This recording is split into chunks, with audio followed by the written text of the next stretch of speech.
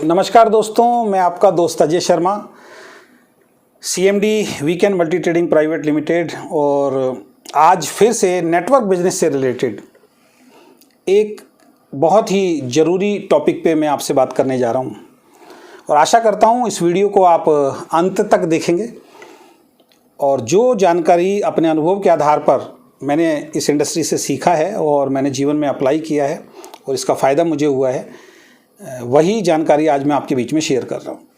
तो देखिए, जैसे कि आपको मालूम है कि नेटवर्क बिजनेस जो होता है, यहाँ पे आप अकेले कभी भी कामयाब नहीं हो सकते हैं।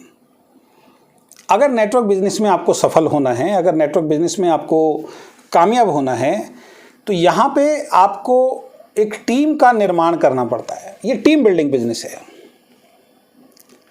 बगैर लोगों को ज्वाइन कराए, बगैर लोगों को ट्रेंड किए, बगैर लोगों के साथ टीम बनाए, आप इस बिजनेस में बड़ी इनकम नहीं ले सकते हैं।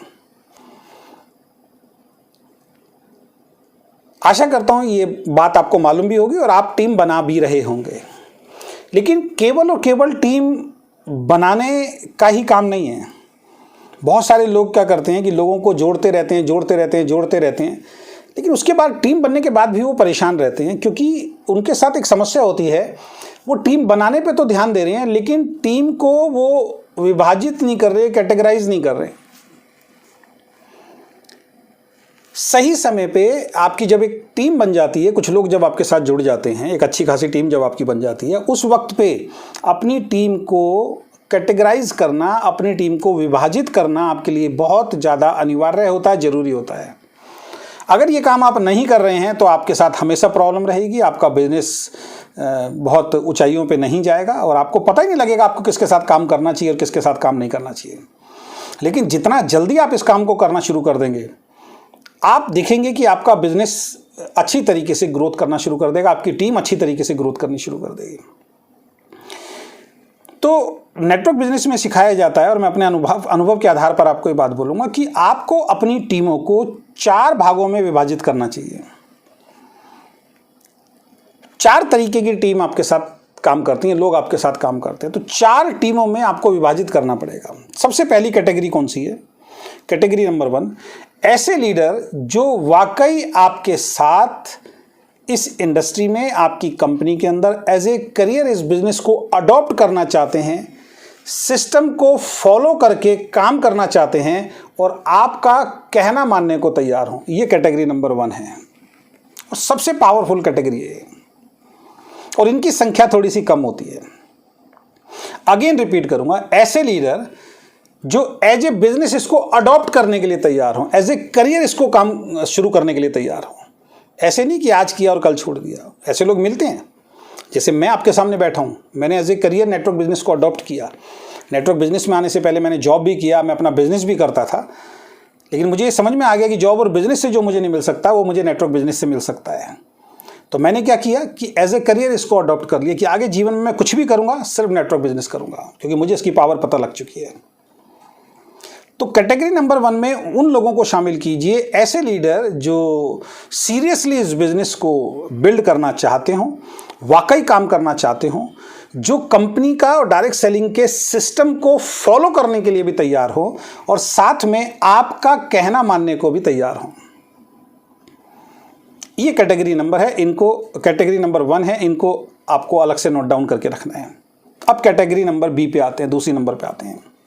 कैटेगरी नंबर बी में ऐसे लोग आएंगे जिनकी बातों से आपको लगेगा, जब भी आपसे मिलेंगे वो ऐसी बात करेंगे, अरे सर आप देखना मैं बहुत बड़ा बिजनेस करूंगा। जब भी उनके साथ आप बैठेंगे, इनको लगेगा यार ये बंदा शुरू हो गया, ये व्यक्ति शुरू हो गया तो ये बहुत बड़ा बिजनेस करेगा।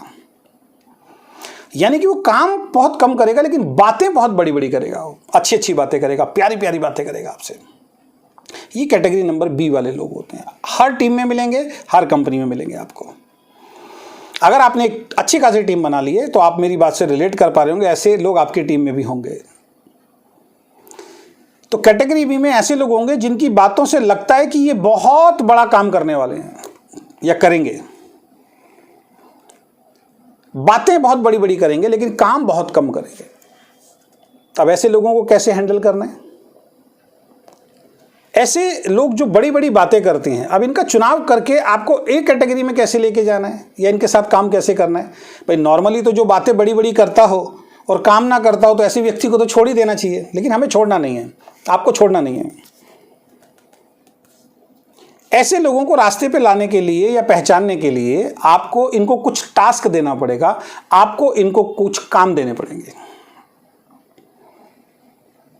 अगर ये वो टास्क कर लेते हैं, अगर ये उस काम में कामयाब हो जाते हैं, उस काम को करने लग जाते हैं, तो ये समझ लीजिए ये आपकी कैटेगरी ए में जाने के लिए तैयार हो सकते हैं। इनके साथ काम किया जा सकता है। और वो टास्क क्या है, बहुत छोटे छोटे से 2 टास्क मैं आपको बताता हूं। सबसे पहले जैसे कि इनको लिस्ट बनाने के लिए आप बोलिए, इनको बोलिए सर आप वाकई बहुत बड़ी बड़ी अच्छी अच्छी बातें करते हैं, आप वाकई इस बिजनेस में अगर आप काम करना चाहते हैं तो आप एक काम कीजिए, आप 50 से 100 लोगों के पेपर पे नाम लिखिए।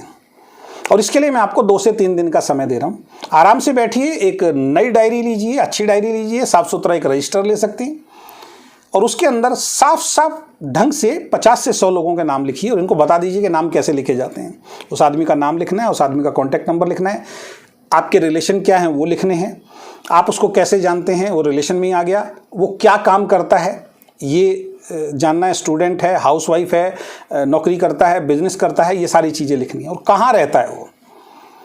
तो आपको सर 50 से 100 लोगों की लिस्ट बनानी है। इसके लिए मैं आपको 3 दिन का समय देता हूँ, आफ्टर 3 डेज में आपसे मिलूंगा। तो एक छोटा सा टास्क आप उसको दे दीजिए। अगर आपने उसको ये टास्क दे दिया और वो लिस्ट बना लेता है, वाकई वो 3 दिन के अंदर जैसे आपने बोला वो उस तरीके की लिस्ट बना लेता है, तो वो कैटेगरी ए में जाने के लिए तैयार हो गया है। उसको कैटेगरी ए में आप ले जा सकते हैं। अब आपको क्या काम करना है, अब आपको उसको नॉलेज देना है। लेकिन आपने उसको टास्क दिया और उसके बाद वो ये काम नहीं कर रहा है। एक बार आपने बोला, हो सकता है वो ये कह दीजिए मैं भूल गया, कोई बात नहीं, अगले 3 दिन में मैं आपसे बात करता हूँ। और अगले 3 दिन में भी नहीं बना रहा तो आप बहुत ज़्यादा पेशेंस वाले आदमी हैं तो एक बार और उसका मौका दे के दे सकते हैं। लेकिन तीसरी बार चौथी बार में भी अगर वो लिस्ट नहीं बना रहा है तो ये समझ लीजिए ये आदमी फिर आपको सिर्फ बेवकूफ़ बना रहा है, ये बातें बड़ी बड़ी करता है, काम करने के लिए बिल्कुल भी तैयार नहीं है। तो ऐसे आदमी से जितना जल्दी हो आपको दूरी बना लेनी है, आपको कैटेगरी ए वालों पे फोकस करना है। और अगर वो लिस्ट बना लेता है, छोटा सा कोई भी टास्क उसको दे के देखिए, अगर उसने वो काम कर लिया, जैसे सर आप पहले प्रोडक्ट परचेज़ कीजिए, सर सबसे पहले आप अपना प्रोडक्ट आईडी एक्टिव कराइए, प्रोडक्ट परचेज़ कीजिए। अगर उसने टाइम से प्रोडक्ट परचेज़ कर लिया, इसका मतलब वो काम करना चाहता है। उसको अब नॉलेज देके, उससे बातचीत करके, उसका माइंडसेट अच्छा करके, उससे कुछ अच्छी अच्छी चीज़ों में बात करके उसको कैटेगरी ए में ले जाया जा सकता है। अब कैटेगरी सी वाले लोग कौन से होते हैं? ये लोग वो होते हैं जो आपकी टीम में शामिल तो होते हैं लेकिन केवल कंज्यूमर बन के रहते हैं, कंज्यूमर बन के काम करते हैं। लोग सिर्फ प्रोडक्ट खरीदते रहेंगे, वो बातें बड़ी बड़ी नहीं करेंगे उनकी तरह, लेकिन वो क्या करेंगे, आपको कहने की जरूरत नहीं पड़ेगी, लेकिन प्रोडक्ट खरीदते रहेंगे। इनको भी कोशिश करके हम एक कैटेगरी में लेके आ सकते हैं। इसके लिए हमें छोटे से इनको काम करने पड़ेंगे। इनको लगातार अपनी कंपनी या अपनी सक्सेस के बारे में आपको बार बार बताते रहना है। जो आदमी आपका प्रोडक्ट यूज़ कर रहा है उसको जब भी आपकी कंपनी में कोई बड़ी अचीवमेंट आती है या आपकी कोई बड़ी अचीवमेंट आती है, कोई सक्सेस सेमिनार हो रहा है, कोई नया प्रोडक्ट लॉन्च हो रहा है ना, कोई बड़ी अचीवमेंट आई है ना, कोई खुशी आई है टीम के अंदर, वो उनको शेयर करते रहना है। उस सक्सेस के बारे में आप उनको बताते रहिए, उनको फ़ोटोज़ भेजते रहिए, उनको वीडियोज़ भेजते रहिए, उनको दिखाते रहिए कि भाई हमारी कंपनी में जो लोग एक्चुअल में मेहनत कर रहे हैं, टीम बना रहे हैं, उनकी ऐसे ऐसे करके लाइफ जो है वो चेंज हो रही है। ये आप उनको समय समय पे दिखाते रहिए। ऐसे लोग जो वाकई जिनको प्रोडक्ट पसंद आ जाता है वो प्रोडक्ट यूज़ करते हैं, जब इस तरीके की टास्क उनके साथ करते हैं, उनको छोटी छोटी अचीवमेंट आप भेजते हैं, अपना चेक भेजते हैं, अपनी अपलाइन का चेक भेजते हैं, किसी ने कोई गाड़ी ली उसके बारे में बताते हैं, कि कोई सक्सेस सेमिनार हुआ वहाँ पे उनके बारे में बताते हैं, कोई अच्छा व्यक्ति टीम में ज्वाइन हुआ उसके बारे में बताते हैं। ठीक है, लोगों को जो सेलिब्रेशंस हो रहे हैं उनके फोटोग्राफ्स, उनके वीडियोज़ जब उनको भेजते हैं तो उनका कॉन्फिडेंस लेवल बढ़ता है। वो कहते हैं यार प्रोडक्ट तो मैं खरीद ही रहा हूँ, अगर मैं कुछ लोगों को बताना भी शुरू कर देता हूँ तो मेरा भी इस तरीके से सम्मान और इस तरीके से चीज़, उसको हम समझा सकते हैं कि सर देखिए पहला काम जो सबसे मुश्किल होता है प्रोडक्ट खरीदने का वो आप कर रहे हैं। अब प्रोडक्ट आपको अच्छा लग रहा है, बस ये शेयर ही तो करना है आपको लोगों को।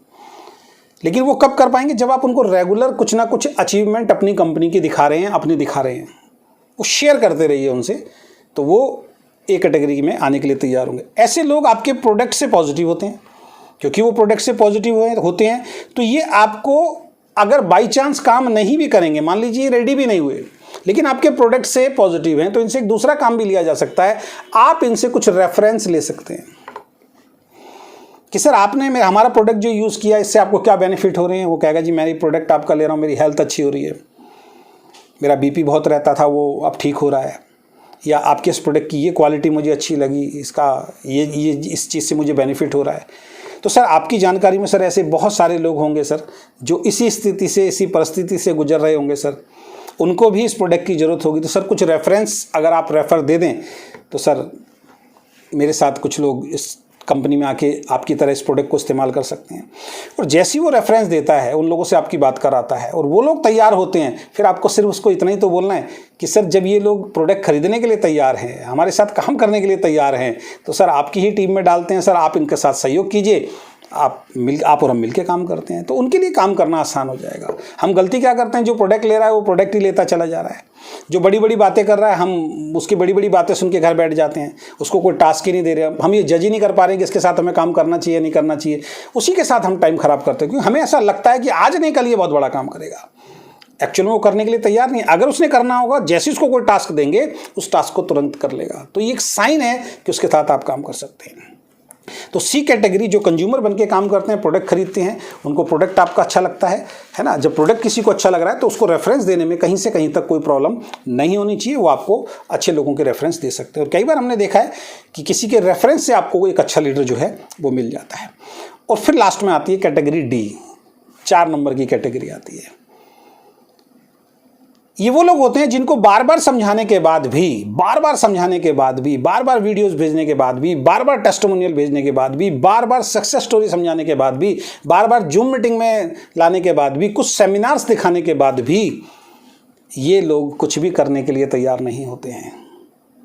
हर टीम में मिलेंगे, हर कंपनी में मिलेंगे और आपको भी मिलेंगे, आप इनसे बच नहीं सकते हो। तो ऐसे लोग जिनको बार बार आप समझा रहे हैं और बार बार समझाने के बाद भी वो टस से मस नहीं हो रहे हैं, तो ऐसे लोगों पे आप अपना समय खराब मत कीजिए। इन लोगों को तुरंत छोड़ के आप नए लोगों को ढूंढना शुरू कर दीजिए, या फिर जो लोग प्रोडक्ट यूज़ कर रहे हैं उन पे काम करना शुरू कर दीजिए। और जो कम लोग आपके साथ होते हैं, जो खुद सारी चीज़ें करने के लिए तैयार हैं, उनके साथ मिलकर काम करना शुरू कर दीजिए। तो ये 4 कैटेगरी में आपको अपनी टीम को विभाजित करना पड़ेगा। आज ही आपको बैठना पड़ेगा, आपको चेक करना पड़ेगा आपकी टीम में जो जो लोग हैं, जो आपके संपर्क में हैं, जिनके साथ आप बड़ा बिजनेस बिल्ड करने की तैयारी कर रहे हैं, तो उनमें से कौन सा व्यक्ति ऐसा है जो सिस्टम को फॉलो कर रहा है, जो आपका कहना मानता है, जो 100% प्रोडक्ट यूज़ करता है, जो मीटिंग ट्रेनिंग सेमिनार में आने के लिए तैयार है, उसको ए कैटेगरी में डाल दीजिए, A स्टार दे दीजिए, उसके साथ आप लग जाइए तन मन धन से। दूसरा, जो बड़ी बड़ी बातें करते हैं उनको कुछ टास्क दीजिए, अगर टास्क दे के वो हिलने के लिए तैयार होते हैं तो उनके साथ काम कीजिए, वरना उनके साथ नमस्ते कर लीजिए। तीसरे, जो कस्टमर हैं उनसे कुछ रेफरेंस लेने की कोशिश कीजिए और उनको बार बार कुछ अपनी जो सक्सेस की जो चीज़ें हैं वो उनसे आप शेयर करते रहिए। आज नहीं कल वो उनका मन बदल सकता है और वो आपके साथ काम कर सकते हैं। और ऐसे लोग जिनको बार बार आप समझा रहे हैं वो हिलने के लिए तैयार नहीं है, इनसे जितनी जल्दी आप नमस्ते कर लेंगे उतना ज़्यादा आपके लिए बढ़िया। आशा करता हूँ ये 4 तरीके की कैटेगरी को आप समझ पाए होंगे, और इनको समझ के अगर आप काम करेंगे तो आज से ही आपका बिजनेस जो है एक नई दिशा की तरफ बढ़ेगा, एक नई ग्रोथ की तरफ बढ़ेगा। बहुत बहुत धन्यवाद, थैंक यू सो मच। और इस वीडियो को अगर आप हमारे फेसबुक पेज पे देख रहे हैं तो हमारे फेसबुक पेज को फॉलो कीजिए, और अगर इस वीडियो को आप हमारे यूट्यूब चैनल पे देख रहे हैं तो उस हमारे यूट्यूब चैनल को सब्सक्राइब कीजिए, जिससे इस तरीके की और ज़रूरी इन्फॉर्मेशन समय समय पर आप तक लगातार पहुँच सके और आप अपने बिजनेस को ग्रो कर सकें। बहुत बहुत धन्यवाद, thank you so much, wish you all the best.